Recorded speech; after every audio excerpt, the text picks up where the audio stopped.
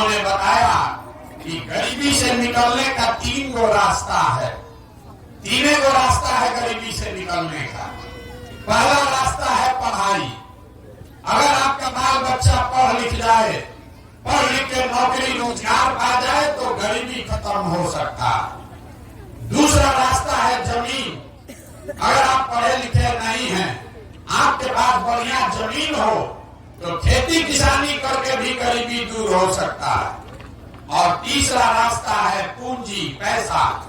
अगर आप पढ़े लिखे नहीं हैं, आपके पास जमीन भी नहीं है, लेकिन अगर पैसा हो, पूंजी हो, तो कोई ना कोई छोटा मोटा रोजी रोजगार, व्यापार, दुकान करके आप अपना जीवन चला सकते हैं। आप ध्यान से देखिएगा, यही 3 रास्ता है।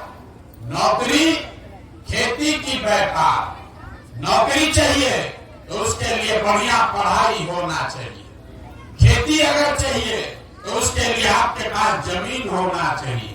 और व्यापार करना है तो पैसा पूंजी होना चाहिए। आप पूरे बिहार को देख लीजिए, अपने गांव को भी देखिए, आपको पता चलेगा कि यहाँ ज्यादातर लोगों के पास ये तीनों में तीनों चीज नहीं है। जो गरीब आदमी है उसके बच्चों के पास पढ़ने का सुविधा ही नहीं है। उसका बच्चा गया स्कूल में पढ़ने, खिचड़ी खाया, घरे चला आया। आप में से कुछ लोग पैसा वाले हैं, अपने बच्चों को प्राइवेट में पढ़ा रहे, कोचिंग ट्यूशन करवा रहे। आपके बच्चे को भी नौकरी नहीं मिला। क्यों नहीं मिला? वो इसलिए कि स्कूल तो आप भले प्राइवेट में पढ़ा दीजिए, कॉलेज उसको सरकारी में ही जाना पड़ेगा। तो नीतीश बाबू के इस बिहार में स्कूल से खिचड़ी बट रहा है और कॉलेज से डिग्री बट रहा है। पढ़ाई दोनों में कहीं नहीं हो रहा।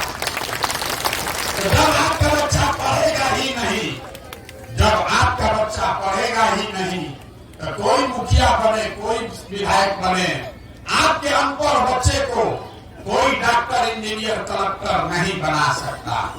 कोई बन जाए नेता, लालू जी बन जाए कि मोदी बन जाए, आपका बच्चा अगर अनपढ़ है तो उसको कोई राजा नहीं बना सकता। एक दरवाजा पढ़ाई नौकरी वाला बंद हो, दूसरा दरवाजा है खेती, जमीन। खेती करके आपका जीवन क्यों नहीं सुधरा? यही खेती करके पंजाब का आदमी इतना राजा हो गया कि बिहार भर का बच्चा जाकर पंजाब में मजदूरी कर रहा।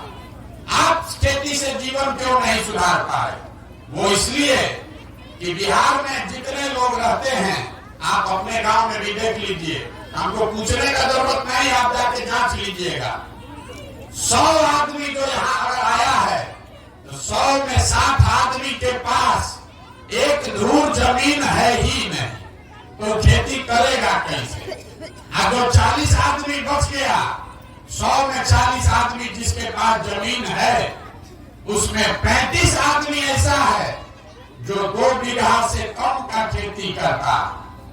बहुत छोटे किसान हैं यहाँ। तो जो लोग यहाँ खेती करता है वो आमदनी के लिए, कमाने के लिए खेती नहीं करता, वो खाने के लिए खेती करता। आपके खेत में उतना ही उपज रहा है कि बाल बच्चे का पेट भर जाए, नून तेल कपड़ा साड़ी का जुगाड़ हो जाएगा। लेकिन खेती करने वाला हर आदमी जानता है, अगर आपके घर में बेटी का ब्याह लग जाए, कोई बीमार पड़ जाए, 1-2 कट्ठा जमीन बेचे बगैर उपाय नहीं है। तो आपके लिए पढ़ाई और नौकरी का दरवाजा बंद, खेती से कमाई का दरवाजा बंद। एक रास्ता बचा, बिजनेस, व्यापार का। अगर आपके पास पैसा होता, सरकार अगर कर्ज भी दे दे, कुछ नहीं करते, 5 को गाय भैंस को जरूर पाल सकते थे। कोई दुकान खोल लेता, कोई गाड़ी चलवा लेता, कोई ना कोई काम आप कर लेते। वो आप क्यों नहीं कर पाए? वो इसलिए कि बिहार में चाहे नेता लोग कितना अपना सीना ठोक ले, मोदी भी चाहे जितना बड़का बड़का बात बोल दे, सच्चाई ये है कि सरकार का आंकड़ा बताता है कि बिहार में रहने वाले 100 में 80 आदमी आज भी दिन में 100 रुपया भी नहीं कमाते।